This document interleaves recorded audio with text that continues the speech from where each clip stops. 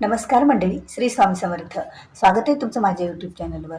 तर बघता बघता आपली स्वामी पुण्यतिथी जवळ आलेली आहे आणि स्वामी पुण्यतिथी म्हटलं ना की खरंच आपल्यासाठी खूप महत्त्वाचा असा हा दिवस असतो आणि या दिवसाची सुरुवात आपण अगोदरच करत असतो, ते म्हणजे 7 दिवसापासून.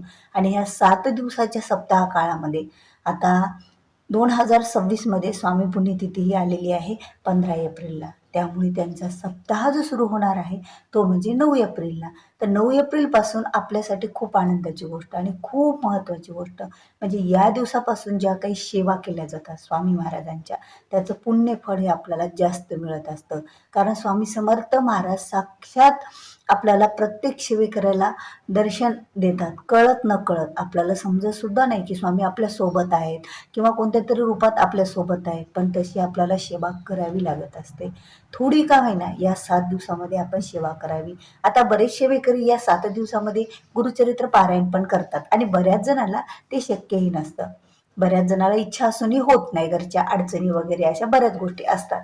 पण प्रत्येक वेळी प्रत्येकानं गुरुचरित्र पारायण वाचणं किंवा प्रत्येकाला केंद्रात जाऊन प्रहर सेवा करणं. आता प्रहर सेवा तर तुम्हाला सगळ्यांना जवळपास माहीत असते की केंद्रामधली प्रहर सेवा याचं पुण्यसुद्धा अगणित असं आहे. आणि त्याचबरोबर केंद्रामध्ये ते याग होतात, अभिषेक होतात. या 7 दिवसामध्ये बऱ्याच सेवा होत असतात. आता एवढ्या सेवा होतात, पण काही जणांच्या जवळपास केंद्रच नाही, ते केंद्रात जाऊ शकत नाहीत आणि गेले समजा असल जवळ तर ते जाऊ शकत नाहीत. कधीतरी एकदा हजेरीला लावतील जाऊन, कारण त्यांना घरामधली कामे किंवा त्यांच्या काही वैयक्तिक अडचणी असतील. आता प्रत्येकाच्या अडचणी असतात, असं नाही की आपण स्वामींचे भक्त आहोत सर्वजण आणि सर्वजण केंद्रामध्ये पोहोचतोच म्हणून. असे काही स्वामींचे भक्त आहेत, सेवेकरी आहेत की खरंच ते घरात राहून सुद्धा स्वामींची सेवा करत असतात. मग आता यांनी या 7 दिवसामध्ये काय करावं, घरी कोणत्या सेवा कराव्या? बघा, त्यांना घरी जर ते गुरुचरित्र पारायण बसले असतील तर ठीक. आता घरी तर प्रहर सेवा होऊ शकत नाही, कारण प्रहर सेवा तिथंच होते, याग सुद्धा केंद्रातच होतो. मग घरी काय करणार आपण? मग घरी कोणत्या सेवा कराव्या ज्यामुळे आपल्याला काहीतरी पुण्य आणखीन आपल्या पदरामध्ये पडेल? गुरुचरित्र पारायणापेक्षाही दुसरं आणखीन पुण्य. आणि एकच 5 मिनिटाची आपल्याला सेवा करायची आहे आणि ती सेवा एवढं फल देणारी आहे की स्वामी समर्थ महाराजांनी त्या सेवेत असा उल्लेख केलेला आहे की ही सेवा जो कोणी करतो त्याच्या इच्छा मनोकामना मी पूर्ण करेन म्हणून. तर दत्त महाराजांची अशी एक सेवा आहे, अतिशय सोपी सेवा आहे आणि फक्त 5 मिनिटाच्या अवघ्या सेवा आहे. तुम्ही 5 मिनिटाची सेवा ही करू शकता आणि याचं अगणित फळ स्वामी समर्थ महाराज आपल्या पदरात टाकतील. म्हणून तर आपल्याला या 7 दिवसामध्ये, आता 7 दिवस खूप महत्त्वाचे बरं का, 9 एप्रिल ते 15 एप्रिल, कारण 15 एप्रिलला तर स्वामी पुण्यतिथी आहे. आता या 7 दिवसाच्या दरम्यान आपण काय करायचं घरामध्ये बघा. आता ज्यांना केंद्रात जे जातही असतील, केंद्रातले सेवा करत असतील तर त्यांनीही सेवा केली तरी काही हरकत नाही, त्यांनी सुद्धा ही सेवा करू शकतात. पण जे केंद्रात जातच नाही, त्यांना घरी बसून सुद्धा असं वाटतं की स्वामींच्या सेवेत रममाण व्हावं किंवा केंद्राजवळ नाही, बऱ्याच समस्या आहेत, काहीतरी केंद्राविषयी अडचण आहेच, तर त्या लोकांनी काय करायचं आहे तर बघा, त्या सेवेकऱ्यांनी आपल्या घरामध्ये, आता तुम्ही गुरुचरित्र पारायण घरी करत असाल किंवा नसाल, पण तरीही तुम्हाला घरामध्ये एक सेवा करायची आहे. अगदी सोपी सेवा आहे आणि 5 मिनिटाची आहे, तुम्ही सहजही करू शकाल आणि या सेवेद्वारे स्वामी तुमच्या इच्छा मनोकामना सुद्धा पूर्ण करते. कारण महाराजांनी दिलेला शब्द हा कधीच वाया जात नाही. महाराजांकडे आपण, स्वामी महाराजांकडे दत्त महाराज, आता ते एकच आहेत, असं काही वेगळं सांगण्याची गरज नाही. दत्त महाराजांचेच अवतार स्वामी समर्थ महाराज आहेत. त्यामुळे आपण दत्त महाराज आणि स्वामी महाराज हे एक रूपच आहेत, म्हणून आपण कोणत्याही नावाने त्यांना संबोधलं तरी काही हरकत नाहीये. मग आपण जर घरामध्ये बसून दत्त महाराजांची सेवा किंवा स्वामी समर्थ महाराजांची सेवा केली तर, आणि त्यांच्याकडे महाराजांकडे आपण जर 10 पावले चालत गेलो तर असं म्हणतात की महाराज आपल्याकडे 100 पावले चालत येतात. आणि बऱ्याच सेवेकरांना याची अनुभूती सुद्धा आलेली आहे की खरंच महाराजांची एक आरती केली किंवा एखादी कोणती तरी सेवा केली आणि महाराजांनी तात्काळ त्याची इच्छा पूर्ण केली किंवा काहीतरी त्याच्यावरचं संकट घालवलं, मग त्याच्या लक्षात येतं की अरे मला तर स्वामींनी वाचवलं, अरे मला तर स्वामींनी मार्ग दाखवला, असं आपण सहज बोलून जातो. आणि खरंच स्वामी महाराज एवढे आपल्याला जवळचे वाटतात की जेवढे आपले नातेवाईक पण जवळचे वाटत नाहीत. स्वामी महाराजांना आपण आपल्या मनातली गोष्ट सांगत असतो आणि असं वाटतं की नाही, महाराज माझं ऐकले, महाराज माझं ऐकले. महाराज माझं ऐकतातच. ही श्रद्धा आणि भावना ज्यावेळी राहते ना, त्यावेळेला नक्कीच महाराज ऐकतात आणि आपल्या इच्छा, मनोकामना असो, कुठलं संकट असो, काही विघ्न असो, काही असतं आपल्या जीवनामध्ये, तर ते पूर्ण त्याचं निवारण महाराज करत असतात. खरंच महाराज जे आपल्याला देतात ना, ते आपल्याला कोणीही देऊ शकत नाही. म्हणजे या जगामध्ये आपले कितीही नातेवाईक असू द्या, नातेवाईक हे कामापुरते असतात. आपल्याला कोणी सोबत येणारं नसतं. म्हणजे सोबत येणारं तर जाऊ दे, आपल्याला इथं सुद्धा कोणी एवढी मदत करणार नाही जेवढी स्वामी महाराज आपल्यावरची कृपा आशीर्वादाने आपली कामे पूर्ण होत असतात. मग असं नाही की आपल्याला नाते सोडायचे, नाते आपल्याला जपायचे, पण महाराजांवर विश्वास ठेवायचा, महाराजांना हाक मारायची अगोदर, मग बाकीच्यांना हाक मारायचे. काही असो महाराजांना हाक मारायची, बाकी कुणालाही हाक मारायची नाही. मग याच बाबतीतली सेवा आपल्याला घरामध्ये करायची आहे. केंद्रामध्ये सुद्धा ही सेवा होते बघा. केंद्रामध्ये ज्या वेळेला आरती होते रात्रीची बघा, तुम्ही कधी 6:30च्या आरतीला जर केंद्रात गेले असाल तर 6:30च्या आरती झाल्याच्या नंतर आरती ठेवली जाते आणि त्यानंतर खाली बसण्याच्या अगोदर ही एक सेवा होते बघा.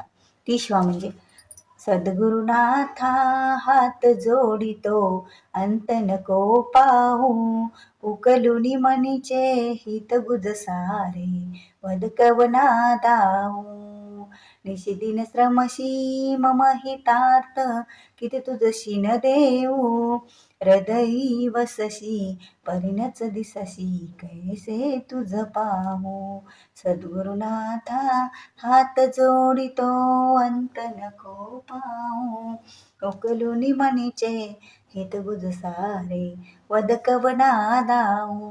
अशी ही सेवा आहे. याचे 4 श्लोक आहेत आणि 4 श्लोकामध्ये ही आपण सेवा करत असतो, हात जोडत असतो स्वामींना, की हे स्वामी समर्थ महाराजा, अंत नका पाहू, पाहू नका अंत माझा. माझ्या काही इच्छा आहेत, काही मनोकामना आहे, तुम्ही पूर्ण करा. माझ्यावर काही विघ्न आहे, संकट आहे, त्यांचं तुम्ही निवारण करा. असं त्याच्यामध्ये पूर्ण उल्लेख आलेला आहे. आणि एक श्लोक खूप छान आहे बघा. कधीही तो म्हणताना ना, तर एवढं असं वाटतं छान आहे ना त्या प्रार्थनेमधलं, की कोण कुटील मी कवन कारे जन कैसा राहू, ऐसा निर्भय निश्चल समसकला पाहू. मस्त वाक्य आहे ते. आणि ते वाक्य म्हणताना असं वाटतं की खरंच मी कुठला कोण मला काही माहित नाही, पण तुम्ही माझे आहात स्वामी. तुम्ही माझी प्रार्थना ऐकता, तुम्ही माझं म्हणणं ऐकता, तुम्ही माझ्या पाठीशी राहता. मला भिवू नकोस, मी तुझ्या पाठीशी असं सदैव म्हणता. त्यामुळेच तर मी तुम्हाला हात जोडून प्रार्थना करत आहे की माझी इच्छा पूर्ण करा म्हणून. आणि ही प्रार्थना पूर्ण म्हणायची तुम्हाला एकदा. तुम्ही घरी जरी असाल, आता तुम्ही स्वामींची आरती घरामध्ये करत असाल तरी म्हणा, नसाल करत तरीही देवांच्या समोर बसा, आसन वगैरे टाका, हात जोडा, अगरबत्ती धूप चालू राहू द्या. म्हणजे धूप लावून ठेवा तुम्ही, कारण अगरबत्तीपेक्षा धूप हे सात्विक ऊर्जा देत असतं. म्हणून धूप लावायची, दिवा लावायचा, आसनावर बसायचं, मन शांत ठेवायचं, घरामध्ये कुठलाही आवाज ठेवायचा नाही, टीव्हीचा, मोबाईलचा. आणि त्यानंतर तुम्हाला ही प्रार्थना करायची. ही प्रार्थना केल्याच्या नंतर सद्गुरुनाथ हात जोडतो. खरंच तुम्ही 7 दिवस मनातून ही प्रार्थना करा आणि स्वामी समर्थ महाराज 7 दिवसाच्या नंतर आपल्या इच्छा मनोकामना लगेच पूर्ण करतील. कारण केंद्रामध्ये तर अनेक लोक स्वामींच्या समोर आरतीच्या नंतर ही सेवा करतील, पण तुम्ही घरात राहून सुद्धा तुमच्या इच्छा मनोकामना जे काही आहे ते पूर्ण होण्यासाठी स्वामींना हाक मारत आहात. आणि जिथे स्वामींना हाक मारतो ना, तिथे स्वामी नक्कीच येत असतात आपल्या भक्तांसाठी, आपल्या सेवेकऱ्यांसाठी. आणि त्यावेळेला महाराज आपल्या इच्छा पूर्ण करतील आणि आपल्याला आशीर्वाद सुद्धा मिळेल आणि आपल्या घरात सुद्धा सोनं होईल. कारण घरामध्ये ज्या वेळेला काही सेवा होतात ना, काही भक्ती आपली होते, काही ऊर्जा ती असते ना, ती घरात खूप चांगली असते. आणि त्या ऊर्जेमुळं आपलं घर एवढं छान सात्विक बनतं की आपल्या घरातील वाईट ऊर्जा, खराब ऊर्जा निघून जातात. कुणाची नजर लागलेली असो, कुणाचं काही करणीबाधा असो, अशा बऱ्याच समस्या असतात, त्या तर निघूनच जात असतात.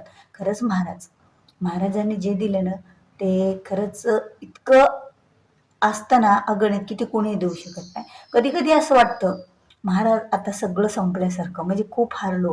ही गोष्ट मी किती वेळा प्रयत्न करत आहे. मग तुम्ही जॉब असो, नोकरी, आता काहीतरी संबंधीचा काही प्रश्न असो, घरात कुठला तरी काही प्रश्न असो, कुठले वादविवाद असो, तुम्ही चुकीचे नाहीत हे तुम्हाला माहीत आहे, पण लोकांना कसं समजून सांगणार तुम्ही? आणि तिथे तुमची चूक नसताना सुद्धा काही गोष्टी तुम्हाला भोगाव्या लागत असत्या, तर तेव्हा तुम्ही महाराजांना हाक मारा, महाराज बरोबर तुमची साथ देतील. हे जगातलं कुणी तुम्हाला तोंडावर असं बोलणे वगैरे करतील, पण महाराज आपल्या सर्व गोष्टी, सर्व सर्व सुख असो दुःख असो सोबत असतात. मग सुख आल्यानं स्वामींना कधी विसरायचं नाही. स्वामी तुमच्यामुळे सुख आलं, तुमच्यामुळे माझ्या सर्व गोष्टी चांगल्या झाल्या, हे असं आपण महाराजांना म्हणायचं. तर 7 ते 15 सॉरी 9 ते 15 या सप्ताह काळामध्ये आपण ही सेवा आपल्या घरामध्ये करायची आहे. एकदा स्वामींचं बोलायला गेलं की बोलतच राहतं माणूस. ही सेवा आपल्याला सप्ताह काळात करायची आहे. तुम्ही कधीही करा, संध्याकाळी करा, सकाळी करा, तुम्हाला वेळ मिळेल तेव्हा सेवा करा. तुमची देवघरात पूजा झाली, देवांना नैवेद्य वगैरे झाला, काय असेल ते झालं, त्यानंतर हात जोडली, प्रार्थना केली, खरंच स्वामी समर्थ. तुम्ही जर आरती करत असाल एखाद्या वेळी घरामध्ये, त्या आरतीच्या नंतर सुद्धा आपण ही प्रार्थना करू शकतो. या प्रार्थनेनं आपलं मन शांत होतं आणि मन शांत होऊन आपण जे काही देवांना मागायलो ते देव खरंच म्हणजे स्वामी समर्थ महाराज आपल्याला देत असतात. तर असो स्वामींच्या कृपेने जे तुम्ही मागसाल स्वामींना ते स्वामींनी देऊन ही स्वामीचरणी प्रार्थना करते आणि आपला आजचा व्हिडिओ इथेच थांबवते. तर भेटूया अशाच पुन्हा एक नवीन व्हिडिओ घेऊन. तोपर्यंत श्री स्वामी समर्थ.